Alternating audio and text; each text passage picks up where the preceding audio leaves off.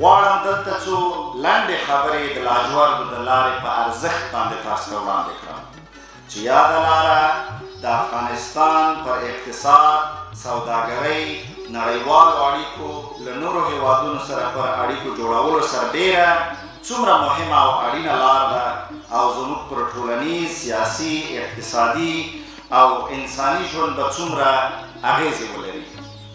د لاجوردو لار 4000 کاله سابقه لري. مصر او هند ته د بدخشان لاجورد له همدې لارې صادرېدل.